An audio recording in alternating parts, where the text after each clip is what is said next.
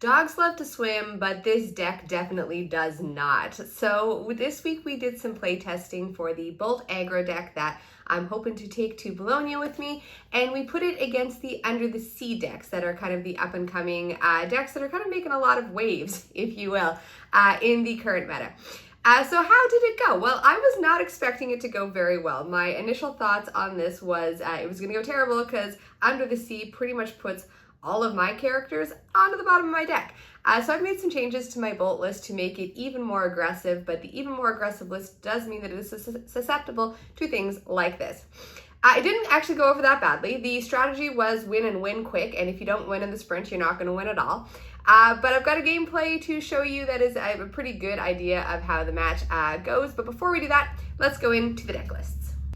Alright, so this here is my Bolt Aggro deck list. It is one that I absolutely love, not just because it has a huge amount of dogs in it, but because it is a very nice and quick and aggressive list. I've always been a fan of either tempo lists or aggro lists, and this deck definitely falls into like the very aggro list category of aggro lists. So the key cards, like I have been saying for weeks, are a great kind of combination is the Tiana Aurora combo. So you play Aurora turn 1, and you can play princesses with discounts when she quests, which means that Tiana comes out on turn 2.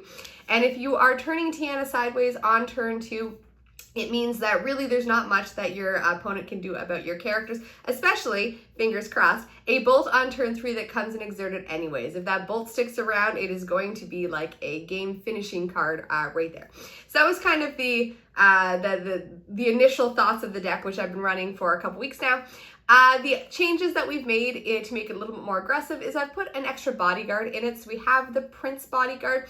Downfall about him, especially with Under the Sea, is that he does have a strength of 0, which means that he does get put under that deck. But he does have a willpower of 5, which means that he is pretty hard to get rid of. And the play that I've really liked doing is putting a penny into play and then resisting the Prince, which means that he becomes that much more difficult to take care of. So that's been a lot of fun. The Pluto bodyguard has stuck around, along with really my only damage song action here, which is Strength of Rage and Fire. I know there's others, but that is really all that I found that I want. I don't want to bog this deck down with answers, when really the answer in this deck is just to win and win fast. Other things that I have made change-wise is we've put some John Silvers in it. That stops your opponents or one of your opponent's characters from being able to challenge, which could make or break something. It's a couple turns here. So being able to make their big character not being able to challenge might mean your bodyguards survive, might mean your Bolt survives to be able to do that much extra questing. We've also put in a Mr. Arrow, really like the resist, and getting a Mr. Arrow and a penny out so the double resist makes Mr. Arrow difficult to deal with.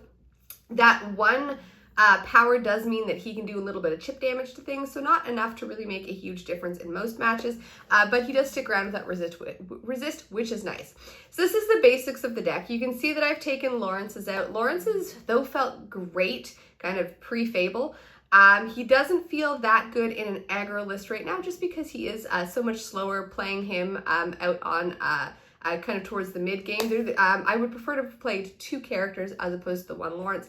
Even though he does hit hard, he takes 1 damage and he is kind of out as far as attackers go. So there was different or better attackers that I wanted to put in, or just no attackers at all, just the idea of quest and quest fast. So this is the changes that I've made to my Bolt Aggro. I think I'm on version 3 at this point in time. Let us take a look at what we're playing against, which is the Under the Sea deck.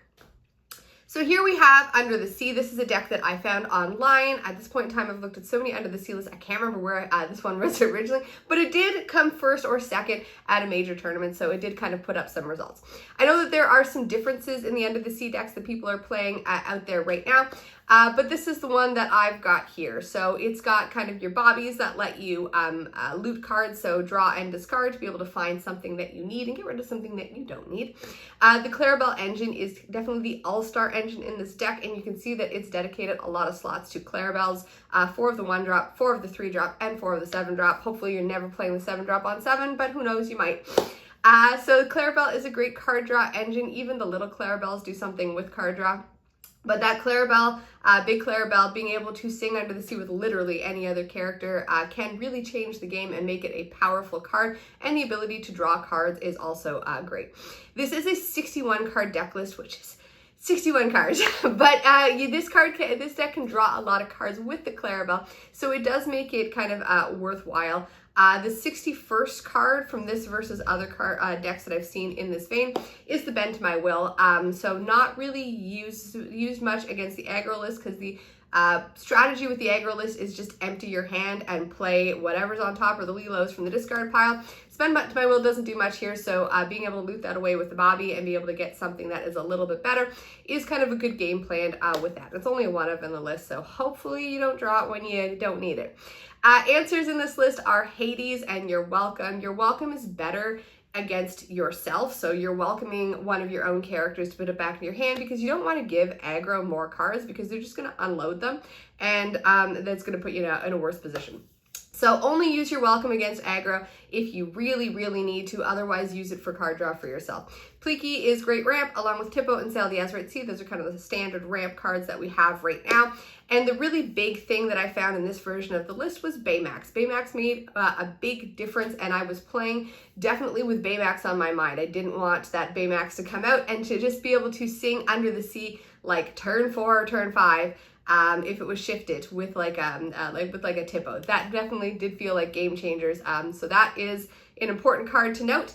Also, John Silver. John Silver can make some big changes for this list, as it can make something reckless, which means it can't quest. And against the aggro list, that reckless does make that difference enough that it did cost me the game a couple times, not being able to quest with my characters and being forced to essentially sacrifice them into the big characters that this deck has right here.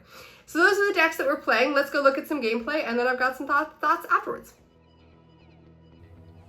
All right, going into game one here. I'm on the play, and I'm going to play a Daisy and pass the turn there.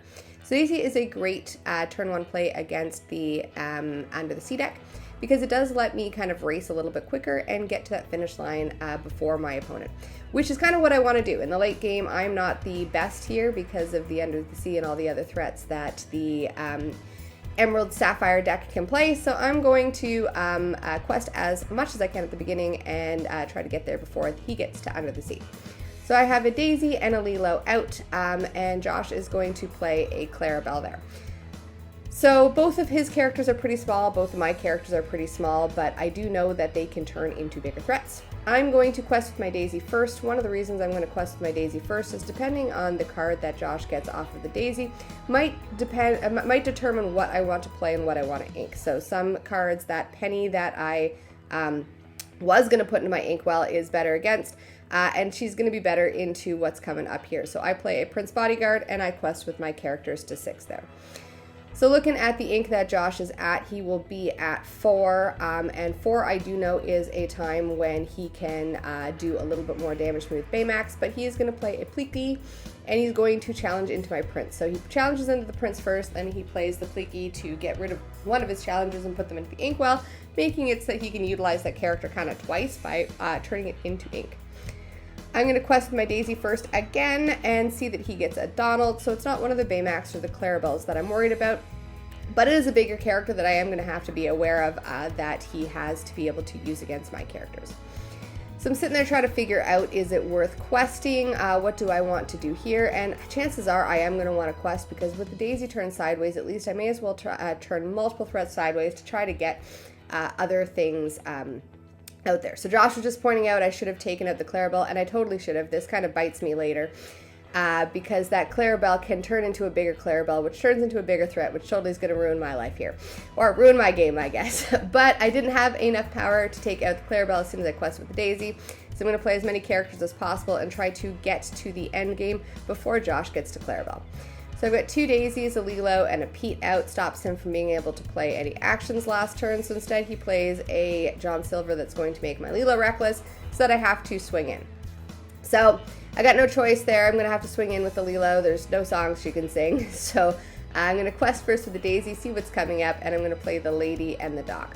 Now I play a second Doc, totally shouldn't have done that, and the reason I shouldn't have done that is because it doesn't leave me with a huge amount of answers in my hand to reset when the inevitable Under the Sea is coming. But I do it anyways to try to figure it out if I can overwhelm him with threats and if I can kind of win from there.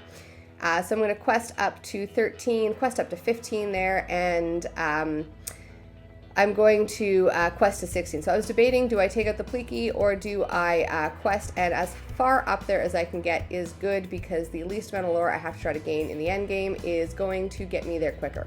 However, Josh takes, he puts Clarabelle out there. And at this point in time, the game is over because I can't do a huge amount about a Clarabelle out, which is why I should have taken her out sooner.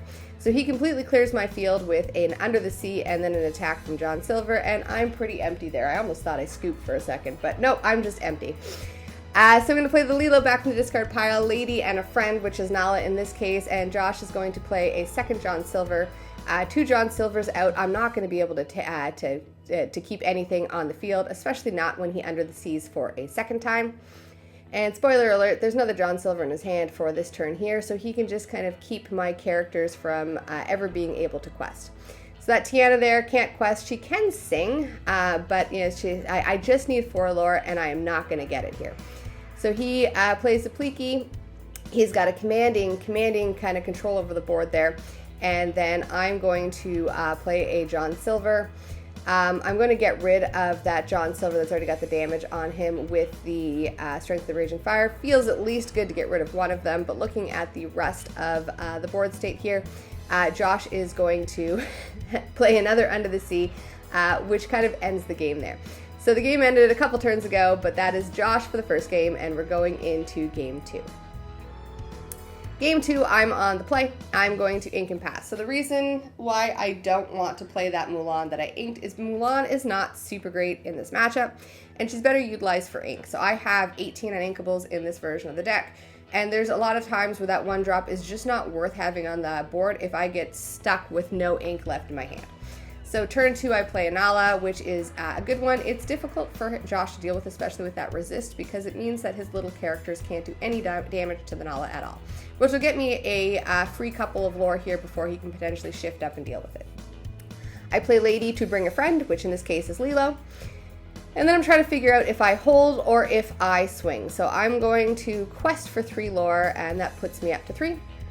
And then it's going to head back to Josh's turn. So he's going to ramp with Sail, and he's going to get nice and far up there, and he's going to play a Clarabelle.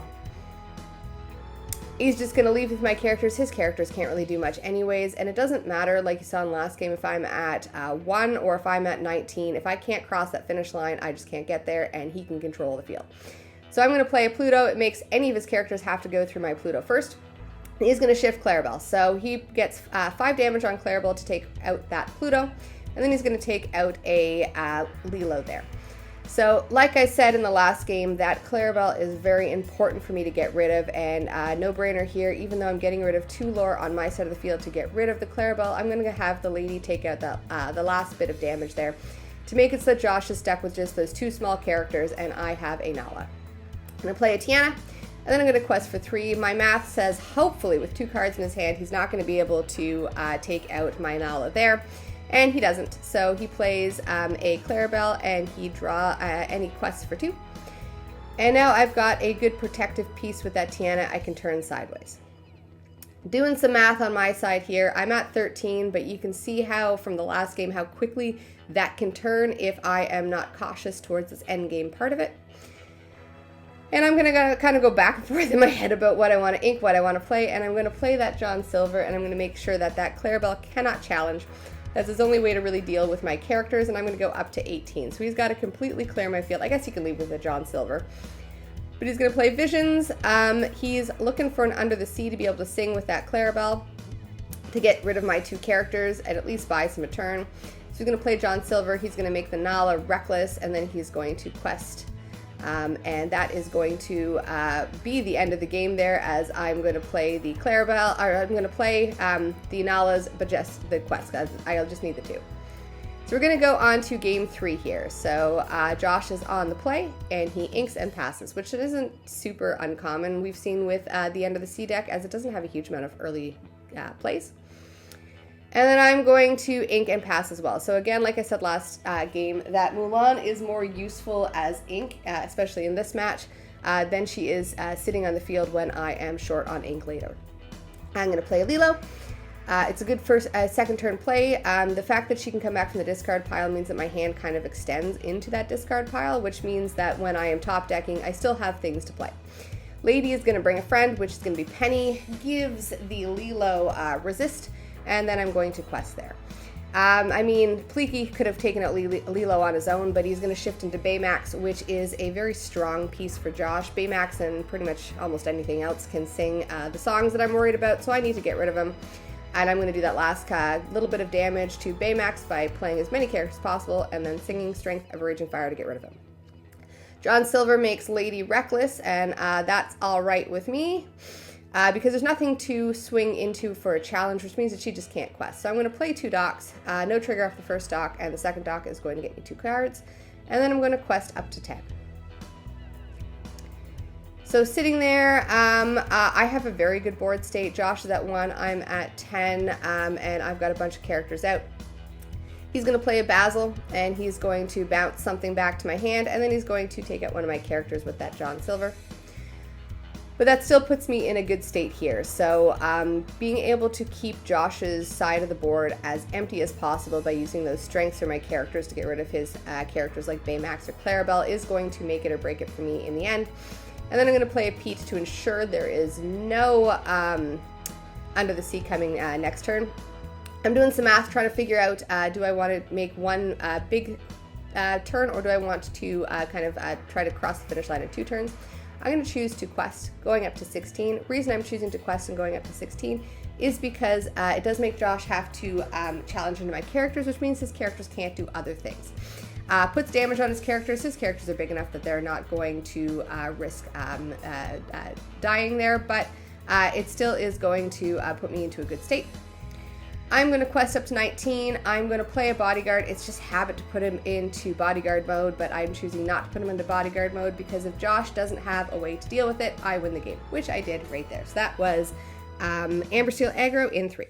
So as you can see, it was very favored in Bolt's favor, which I like to see. I like aggro decks. I like it when aggro decks can work out well. And I was really worried against the Under the Sea match. All of my characters can be Under the Sea, I guess except for like Pete's and Pluto's if they're untouched. But it definitely made me think when I looked at this deck list of they can sing Under the Sea on like turn 4. I just thought it was going to be a landslide. But I had very good matchups. I had some very good games, and when we did our best of 10 and then best of 10 and then best of 3 again, we did get some good learnings that we thought would make the difference for aggro. So let's go into the stats.